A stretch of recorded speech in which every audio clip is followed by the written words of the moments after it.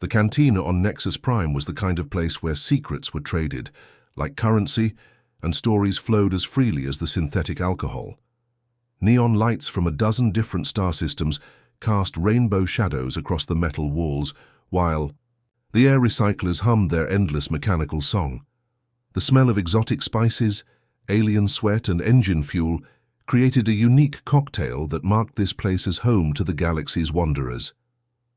In the farthest corner, where the lighting was, dim enough to hide old wounds and older regrets, sat a figure that made even the toughest smugglers give him wide berth. Vextal was a mountain of blue-scaled muscle and battle scars, his six-fingered hands dwarfing the glass of fermented kelp wine he nursed like a prayer.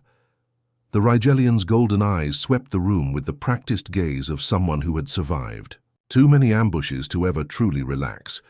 His armor, once the pristine black and silver of the Hegemony Elite Guard, now bore the patina of countless battles. Plasma burns traced abstract patterns across his chestplate, while deep gouges told stories of close encounters with enemies who had come within inches of ending his long career. The most prominent scar ran from his left temple down to his jaw, a reminder of a human knife that had come closer to killing him than any energy weapon ever had. 3 young traders from the Centauri system had been watching him for the better part of an hour, whispering among themselves and occasionally glancing his way. The green-skinned Altarian named Zeph finally worked up the courage to approach, his companions trailing behind like nervous satellites. Their species had joined the galactic community only 50 years ago, and their wide eyes still held the wonder of those new to the vastness of space. "Excuse me, sir," Zeph said, his voice cracking slightly.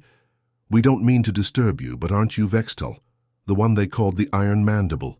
Vextal's head turned slowly, and for a moment the traders thought they had made a terrible mistake. Those golden eyes seemed to look right through them, seeing not 3 curious youngsters but something far more dangerous. Then his mandibles clicked in what might have been amusement, and the tension broke like a snapped cable. "That name died with the war," he said, his voice carrying the weight of gravel and old pain. "Now I'm just another veteran trying to drink away memories that won't stay buried." The second trader, a crystalline being whose name translated roughly to Bright Song, stepped forward. "We've heard stories about the Terran conflicts, about what happened when the humans first left their world. Is it true that you fought them?" Vextal's laugh was harsh and bitter. "Fought them? Child, I was there when we first encountered their kind. We called it First Contact in our reports. The humans had a different name for it." He paused to take another drink.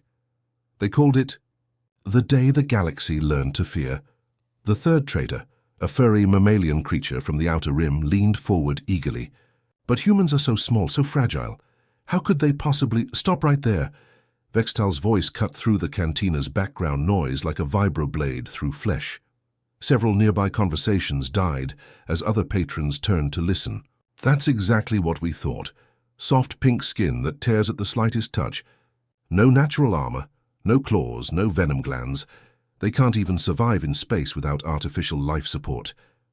He set his glass down with deliberate care, and the sound seemed to echo in the sudden quiet.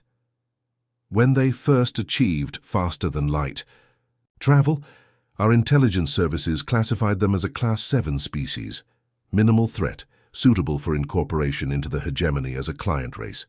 We figured they'd make decent laborers, maybe even decent soldiers with proper training and equipment." Vextal's golden eyes grew distant, seeing battles fought in the cold void between stars. "I was a squadron leader then, young and hungry for glory. When the order came down to pacify the human colonies in the Kepler system, I volunteered immediately. It was supposed to be a simple police action: show force, accept surrender, establish order. 3 weeks at most. The cantina had grown quieter now, other patrons abandoning their conversations to listen to the veteran's words.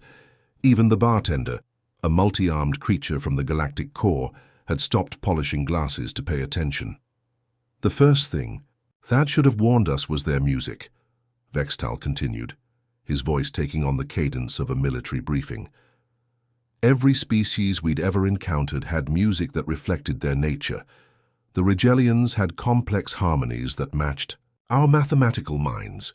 The Altarians had flowing melodies that captured their connection to natural forces. Human music? He paused, searching for words. Human music was different. It had something we'd never heard before. Defiance set to rhythm, hope rapped, in harmony, and something else. Something that made our tactical computers malfunction when they tried to analyze the emotional content. Zeph leaned forward, his green skin pale with fascination. What was it?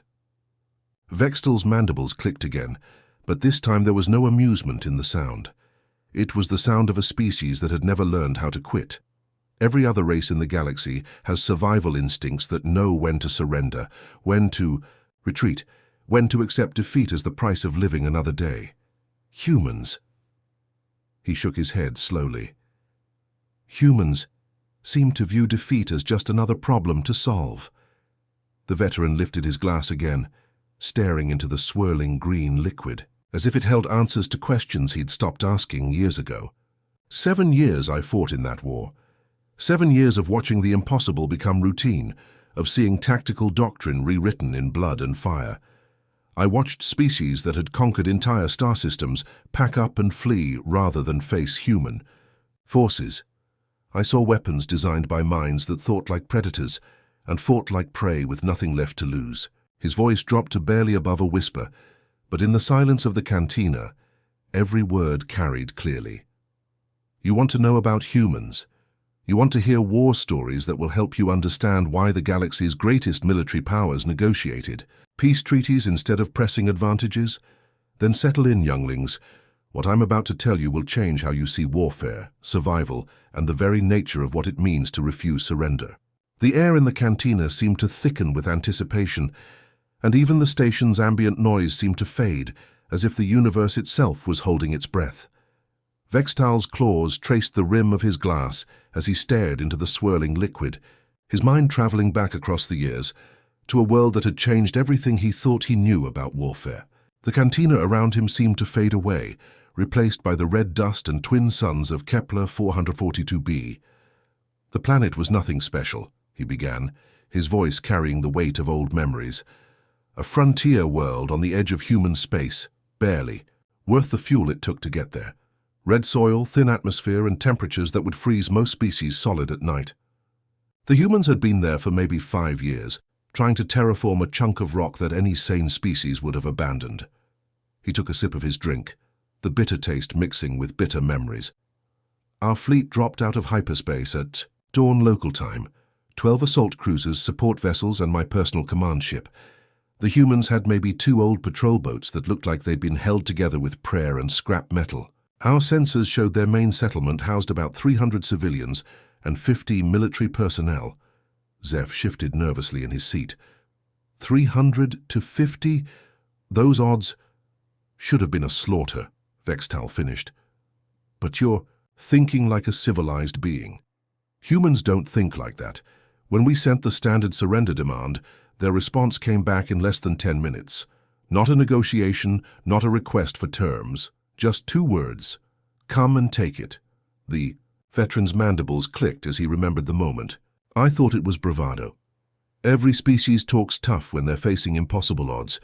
It's a natural response before reality sets in. So I decided to make a personal appearance, thinking a show of force would bring them to their senses. Vextal's eyes grew distant as he recalled the scene. I took a shuttle down with my personal guard, 6 of the finest warriors in the hegemony fleet. We landed just outside their settlement, and I walked to their perimeter under a flag of truce. The humans were waiting for me. Their commander was this small man named Dai Hyun.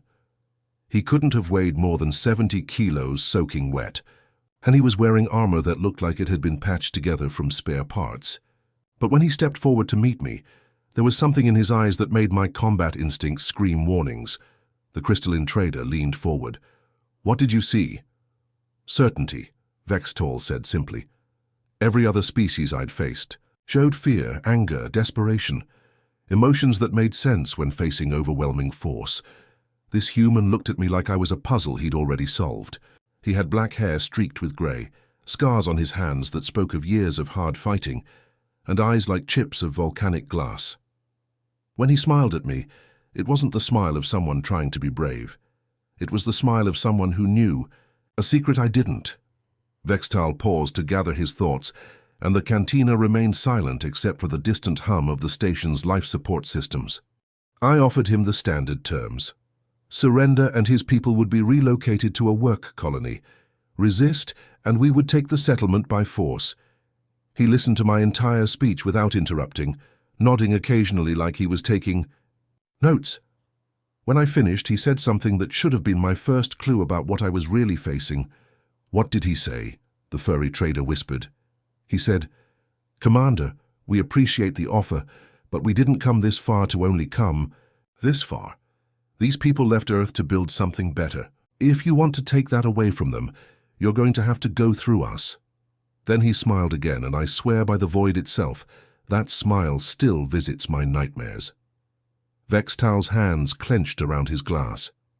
I should have called for orbital bombardment right then, should have turned that entire settlement into glass from orbit, but I was young, and I wanted a proper victory. So I gave him 1 hour to reconsider and withdrew to plan the assault. The attack began at first light. 300 elite hegemony. Shock troops against 50 human defenders.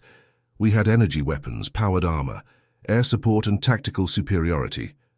They had aging projectile weapons, improvised explosives, and terrain they knew better than their own heartbeats.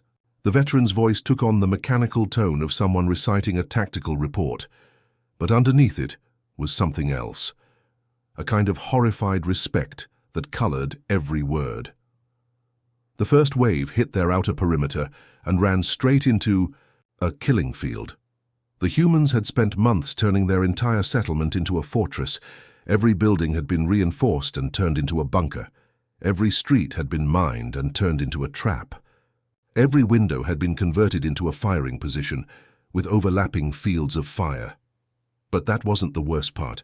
The worst part was watching them fight. I had a human female in my sights, a young woman named Hyejin, who couldn't have been more than 25 years old. She was operating a heavy plasma cannon from the roof of their communications building when a rocket took out half the structure. The explosion threw her 10 meters and embedded shrapnel in her chest that should have killed her instantly. Vextal's voice grew quieter, forcing his listeners to lean in closer. Any rational being would have sought medical attention. Any sane warrior would have withdrawn from combat. This human pulled the metal fragments out of her own chest, sealed the wounds with a plasma torch, and got back behind her weapon. When the cannon ran out of power, she used it as a club against my soldiers who tried to storm her position. When the club broke, she fought with her bare hands. The battle lasted 14 hours. 14 hours of the most vicious, desperate fighting I had ever witnessed. Every human position had to be taken by storm, and every human fought until they were physically incapable of continuing. When we finally took the last building, we found Daehyun in the ruins of what had been their command post. The cantina was so quiet that the recycled air seemed to whisper secrets as it moved through the vents. Vextal's golden eyes reflected. The neon lights like captured stars as he continued his tale. He was dying. Multiple plasma burns, internal injuries that were bleeding him out from the inside, and he'd lost so much blood that his skin was white as bone. But when I knelt beside him, he looked up at me with those obsidian eyes and spoke in a voice that was steady as bedrock. He said, "You won today, Commander, but you'll never win tomorrow." I thought it was the delirium of a dying man. We had taken their settlement, captured their survivors, and proven the superiority of hegemony forces. But as I stood among the bodies of my own soldiers, 217 of the finest warriors in the galaxy, I began to understand what he meant.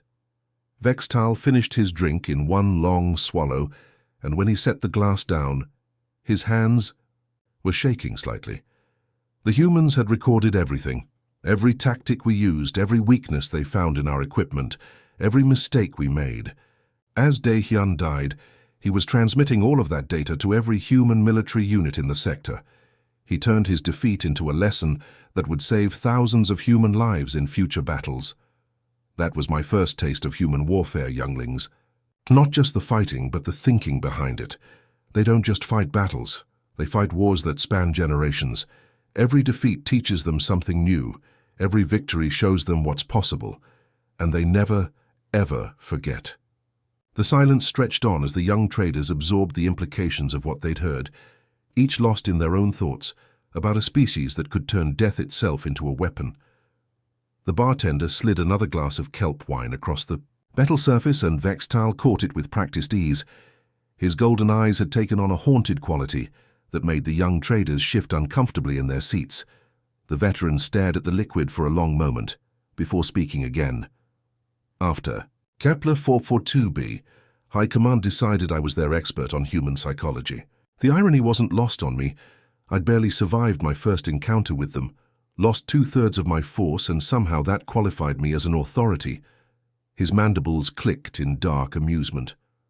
They promoted me to fleet commander, and gave me a simple mission: end the human expansion into the Arcturus system once and for all. He took a measured sip, letting the bitter taste anchor him to the present. Omega Station was supposed to be the perfect target. It was isolated, deep in space, with no possibility of reinforcement. The humans had converted an old asteroid mining platform into a supply depot and refueling station. Our intelligence said it was defended by maybe 2,000 personnel, mostly civilians, with a small military contingent. Zeph leaned forward, his green skin reflecting the cantina's neon lights. 2,000 against your entire fleet? That should have been a massacre, Vextal finished. 15,000 of the hegemony's finest warriors, backed by orbital bombardment platforms and the most advanced siege equipment in the galaxy. The station was a kilometer-long chunk of processed asteroid with limited life support and no natural defenses. Any rational commander would have surrendered before the first shot was fired. The veteran's expression grew distant as he recalled the massive space structure spinning slowly against the star field. But the humans weren't rational. When we arrived in system and deployed our forces, they sent a single message: Omega Station is closed for renovations. Please try again later. I thought it was a joke until I realized they were serious. The station commander was a woman named Bora. She was 34 years old, had been in the human military for exactly 5 years, and had never commanded anything larger than a supply convoy. On paper, she was completely unqualified for what she was about to face. In reality, Vextal paused, searching for words, she was about to teach the galaxy a new definition of the word siege.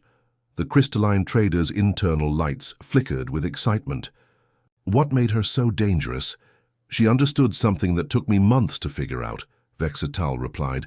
This wasn't about holding the station, it was about buying time for something else entirely. But I'm getting ahead of myself, the veteran settled back in his chair, and his voice took on the rhythm of someone recounting a military operation. We began with standard siege protocols: cut off their supply lines, jam their communications, and demand surrender. When they refused, we moved to the next phase: selective bombardment of non-critical systems to demonstrate our firepower. That's when we got our first taste of human ingenuity. Every time we knocked out a system, they had a backup ready within hours.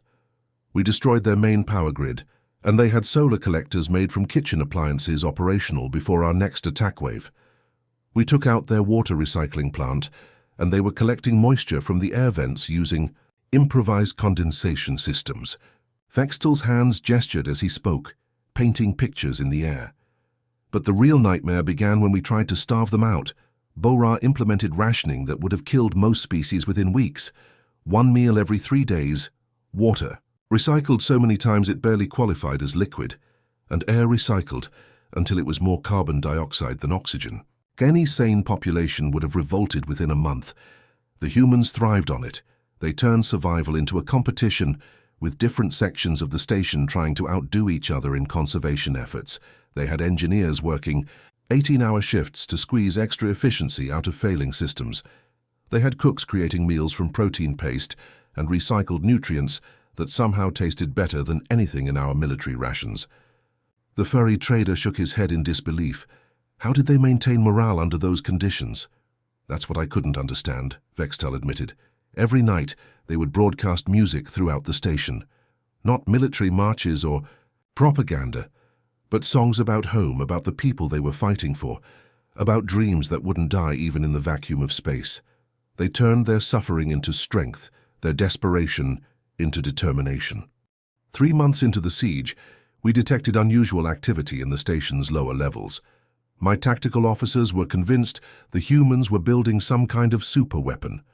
We focused our attacks on that section, sending in assault teams and targeting it with our heaviest bombardment. It took us weeks to realize we were being played. Vextal's voice dropped to barely above a whisper. There was a human engineer named Jae Sung working down there. Young man, maybe 26 years old, with the kind of brilliant mind that could see solutions where others saw only problems. We thought he was building a weapon that could turn the tide of the siege. We were wrong. What was he really doing? Zeph asked, though his tone suggested he wasn't sure he wanted to know the answer. He was building the most dangerous weapon in the human arsenal. Information. Vextal's golden eyes seemed to glow in the dim light. Jae Sung had constructed a communications array using components salvaged from throughout the station. Every broken scanner, every damaged computer, every piece of electronic equipment that we thought we'd destroyed, he had turned it all into a massive intelligence-gathering network. They weren't just enduring our siege, they were studying it.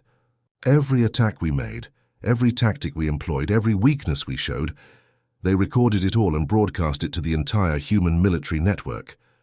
By the 3rd month, every human commander in the galaxy knew exactly how hegemony siege warfare worked. The veteran took another drink, and when he continued, his voice carried a note of grudging admiration. But that wasn't the worst part. The worst part was what they did with that information. They started feeding us false intelligence, making us think we were winning when we were actually helping them perfect their defensive strategies. They would deliberately fail to defend certain positions, letting us capture them so they could study our assault techniques up close. 4 months, Vextal said, his voice heavy with exhaustion. 4 months of siege warfare that should have lasted 4 days. When Bora finally contacted me to discuss surrender terms, I thought we had won. I was wrong again. She requested a personal meeting, and I agreed, thinking she wanted to negotiate for her people's lives. When I boarded the station, I found her in what had been the command center, a woman who had lost 30 pounds during the siege, whose hands shook from malnutrition, but whose eyes still burned with the same fire I'd seen in every human I'd ever fought. She handed me a data pad and said, "Commander, this war was never about a mega station. It was about what comes after." When I looked at the pad, I found detailed analysis of everything: our fleet formations, our weapons capabilities, our supply routes, our communication protocols. Everything we had revealed during the siege was there, analyzed and categorized with suggestions for how to counter each of our tactics. The cantina had grown quiet around them, other patrons drawn into the story despite themselves. Vextal looked around at the faces watching him and saw his own confusion reflected in their eyes. That's when I understood what Bora meant. The siege hadn't been about holding the station. It had been about learning. They had turned their defeat into a classroom, their suffering into a curriculum that would teach every human military unit how to fight us more effectively. When she surrendered, she wasn't admitting defeat. She was graduating from the most intensive military academy in galactic history. The data from Omega Station changed everything. Within 6 months, human forces across the galaxy were employing new tactics based on what they had learned during the siege. They knew our blind spots, our weaknesses, our standard operating procedures. We found ourselves fighting an enemy that seemed to anticipate our every move. Vextal finished his drink and set the glass down with a hollow sound that seemed to echo in the sudden silence. That's when I began to understand the true nature of human warfare. They don't just fight battles to win them. They fight battles to learn from them. Every defeat makes them stronger. Every victory teaches them something new. They weaponize their own suffering and turn their losses into advantages. The young traders exchanged nervous glances, each beginning to grasp the implications of what they were hearing about: a species that could transform even defeat into victory. The atmosphere in the cantina grew heavy as Vextal's expression shifted, his golden eyes reflecting something darker than memory. It was the look of someone who had witnessed the impossible and lived to question everything he thought he knew about warfare. He signaled the bartender for something stronger this time, and the multi-armed creature slid a glass of Rigelian fire whiskey across the scarred metal surface. 6 months after Omega Station, I thought I understood human tactics, Vextal began, his voice carrying the weight of bitter experience. I had studied their methods, analyzed their psychology, and believed I could predict their behavior. High Command assigned me to hunt down human supply convoys in the Outer Rim territories. Simple interdiction missions that should have been routine. He took a sip of the burning liquid and grimaced. The Broken Chain asteroid field was a navigational nightmare. Thousands of spinning rocks, electromagnetic interference that scrambled sensors, and gravitational anomalies that could tear a ship apart if you weren't careful. It was the perfect hiding place for smugglers and rebels, which is why we were patrolling there. The veteran's claws traced patterns on the table's surface as he continued. We'd been tracking a single human vessel for 2 weeks, a converted cargo hauler called Indomitable Spirit. The ship was old, maybe 40 years past its prime, with engines that leaked radiation and hull plating that looked like it had been patched with scrap metal and determination. Zeph leaned forward, his green skin pale in the cantina's dim lighting. Just one ship against your entire fleet. 53 vessels, Vextal confirmed. Battle cruisers, destroyers, fighter squadrons, and my personal command ship, the Eternal Dominion. We had enough firepower to level a small moon, and we were chasing what appeared to be a rust bucket with delusions of grandeur. The Crystalline. Trader's internal lights flickered nervously. Why didn't you just destroy it immediately? We tried, Vextal admitted with a harsh laugh. For 2 weeks, we chased that ship through hyperspace.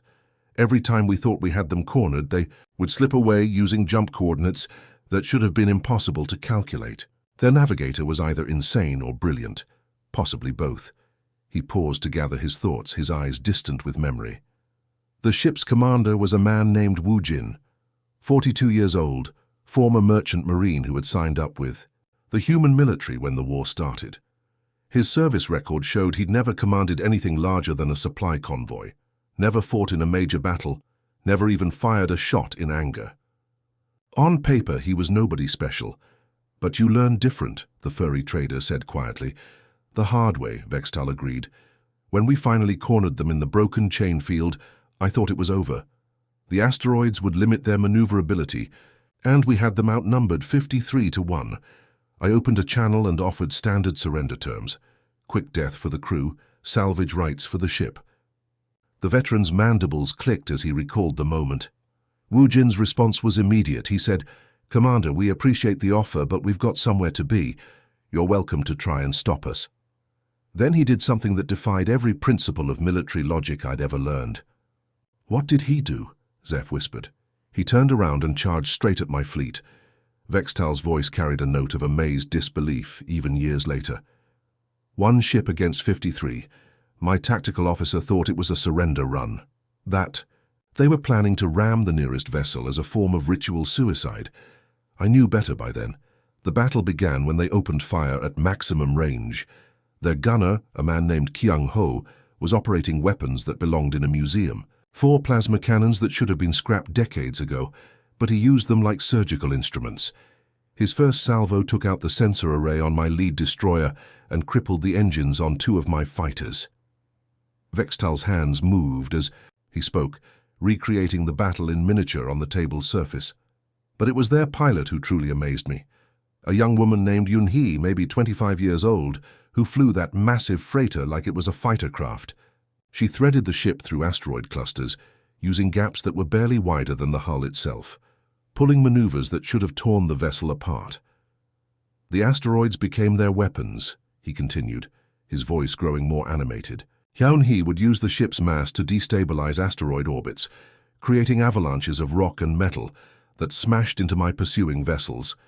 She turned the entire field into a weapon, using physics and desperation to level the playing field. For 18 hours, that single ship held off my entire fleet. 18 hours of the most incredible flying I've ever witnessed. They used every asteroid as cover, every gravitational anomaly as a slingshot, every piece of debris as a potential projectile. My ships were getting damaged by rocks that had been turned into guided missiles, by sheer skill and determination. The party cantina had grown quieter as other patrons found themselves drawn into the story. Even the bartender had stopped his endless cleaning to listen. But numbers tell in the end, Vextal continued, his voice heavy with something that might have been regret. We finally got lucky shots through their shields. Hull breaches opened across their ship. Atmosphere began venting into space, and their life support system started failing. Any reasonable commander would have surrendered at that point. Wu Jin wasn't reasonable, he said, answering the question he saw in their eyes. As his ship was dying around him, he opened a direct channel to my flagship. I expected him to beg for mercy, to offer information in exchange for his crew's lives. Instead, he looked directly into the camera and said something that still gives me nightmares. The veteran took another drink before continuing. He said, "Commander, tell your leaders that humanity remembers its debts. We'll repay this one with interest." Then he smiled. The same kind of smile I'd seen on Daehyun's face back on Kepler 442b. The smile of someone who knew something I didn't. What happened next defied everything I thought I knew about space. Combat. Instead of trying to escape or surrender, Wu Jin ordered his pilot to ram my command ship, full throttle, using the last of their reactor power to build up speed. The indomitable spirit came at us like a guided missile, and there was nothing we could do to stop it. Vextal's voice dropped to barely above a whisper. The impact was catastrophic. The explosion tore through 3 of my destroyers and damaged 5 others. My own ship was crippled, life support failing, half the crew dead or dying. In one moment, that converted freighter had done more damage to my fleet than months of conventional warfare.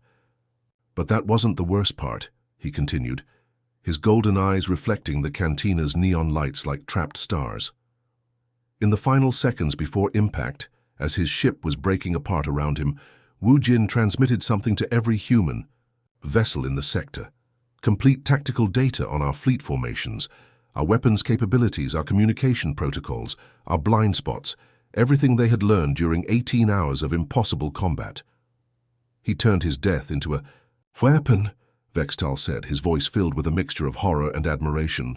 One man and his crew of 38 had faced impossible odds, fought for 18 hours against overwhelming force, and in dying had delivered intelligence that would save hundreds of human lives in future battles.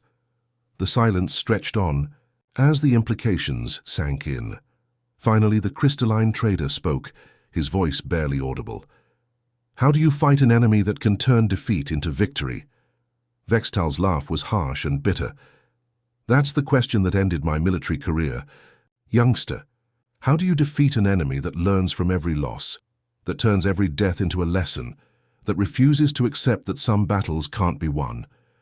The answer is simple. You don't. You negotiate peace terms and hope they're feeling generous." The veteran finished his drink and stared at the empty glass, seeing in its depths the reflection of battles fought against an enemy that had redefined the very meaning of victory and defeat. The empty glass settled on the scarred metal table with a sound that seemed to echo through the sudden silence of the cantina. Vextal stared at the circular stain left by the kelp wine, his golden eyes reflecting decades of memories that refused to fade. Around him, the young traders sat frozen, their minds struggling to process the implications of everything they had heard. The silence stretched on for nearly a full minute before Zeph finally found his voice. His green skin had taken on a pale, sickly hue, and his hands trembled slightly as he spoke. "Commander, why? Why do humans fight like that?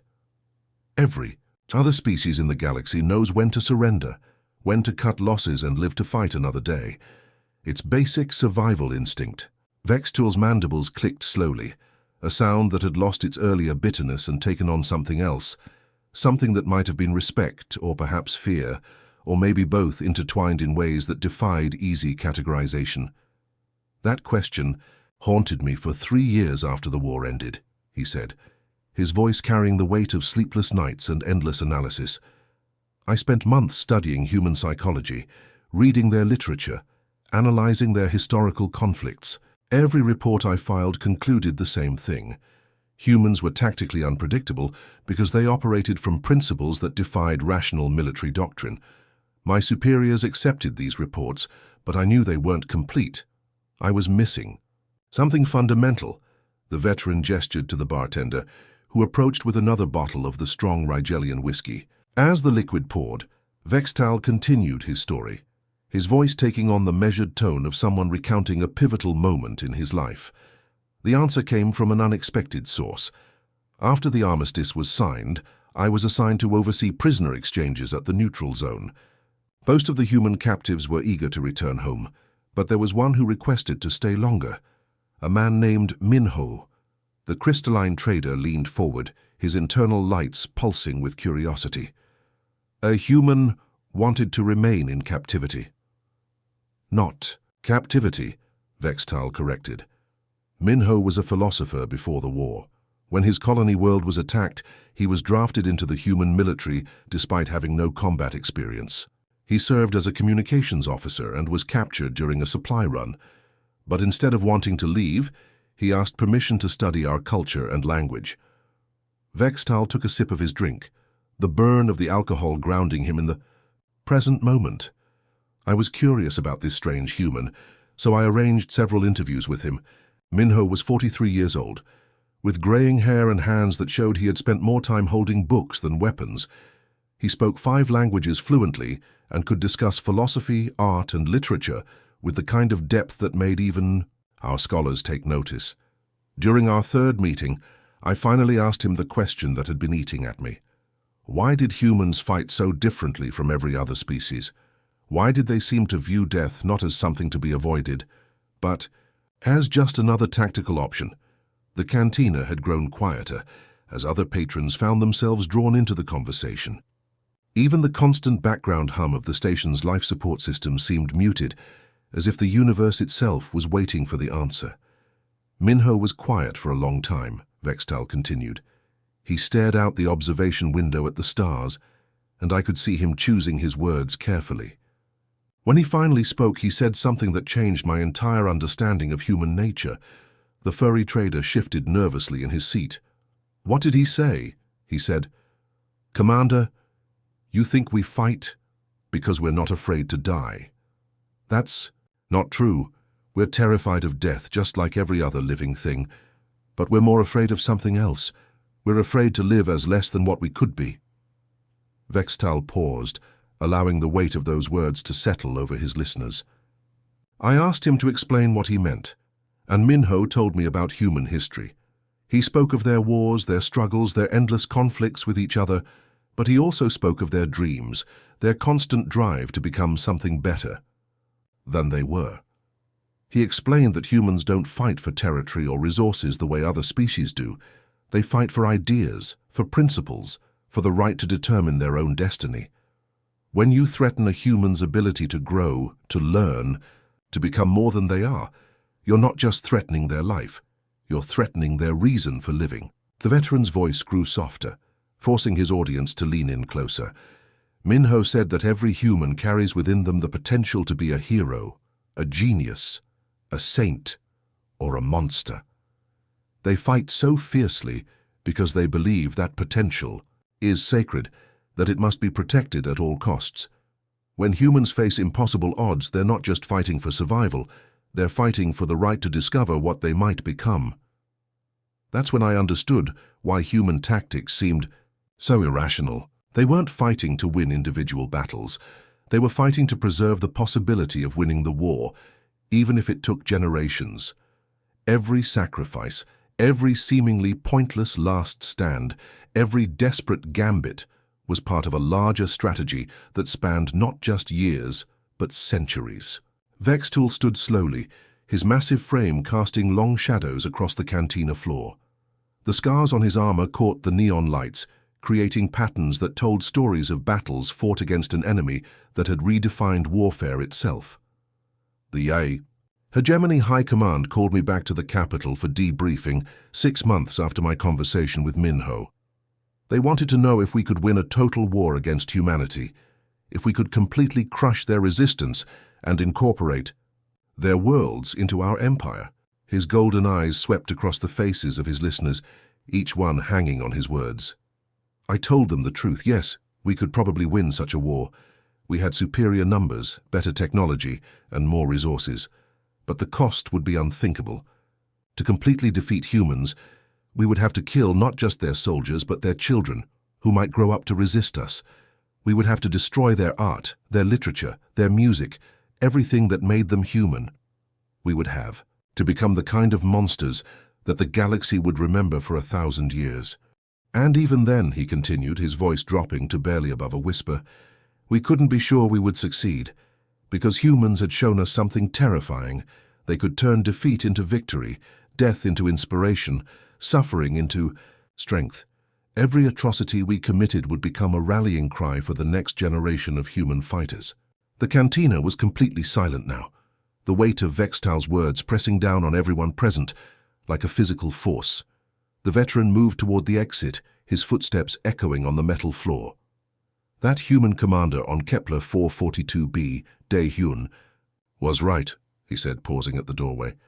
We won individual battles, but we never won the war. We couldn't win the war because humans taught the galaxy a truth that we weren't prepared to face.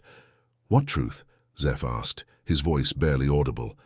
Vextal turned back one final time, his scarred face illuminated by the corridor lights beyond.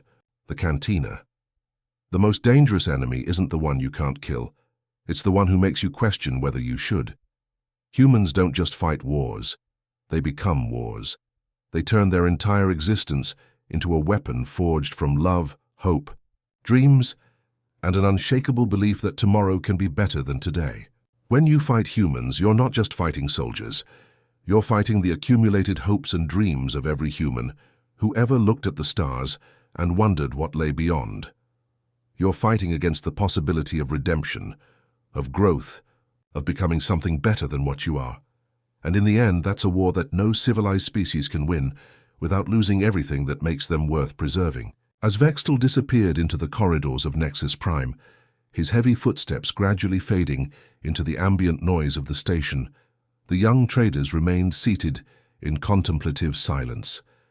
Each was lost in their own thoughts about a species that had somehow managed to turn the very concept of defeat into a form of victory. The cantina slowly returned to its normal rhythm of conversation and commerce, but the atmosphere had changed. Other patrons who had overheard parts of the veteran's story spoke in hushed tones, sharing their own encounters with humans or theories about what made them so different from every other species in the galaxy. At the table where Vextal had told his tale, the three young traders finally began to stir. Zeph looked at his companions, his green skin still pale from what he had heard. "Do you think he was telling the truth?" he asked quietly. The crystalline being's lights pulsed slowly, thoughtfully. "I've heard similar stories from other veterans, different details, but the same underlying theme. Humans fight like they have nothing to lose and everything to gain." The furry trader nodded slowly. "My grandfather fought in the border wars. He never talked about it much, but sometimes he would wake up screaming. When I asked him about his nightmares, he would only say two words, human singing." They sat in silence for a few more minutes, each processing the implications of what they had learned. Finally, Zeph stood and placed credits on the table to pay for their drinks. "I think I understand now why the major powers avoid human space," he said. "It's not because humans are stronger or have better weapons. It's because fighting them changes you, and not in ways you can predict or control." As the three young aliens made their way toward the docking bays where their ship waited, the echoes of Vextal's words seemed to follow them through the corridors of Nexus Prime. Somewhere in the vast expanse of space, humanity continued its inexorable expansion among the stars, carrying with them the same indomitable spirit that had redefined the very nature of warfare itself. The galaxy had learned to coexist with many dangerous species over the millennia, but humans represented something entirely new, not just another predator to be avoided, but a force of nature that could transform defeat into victory and death into inspiration. They had proven that the most powerful weapon in the universe wasn't energy or matter, but an idea, the simple, terrifying concept that some things were worth fighting for no matter the cost. The end.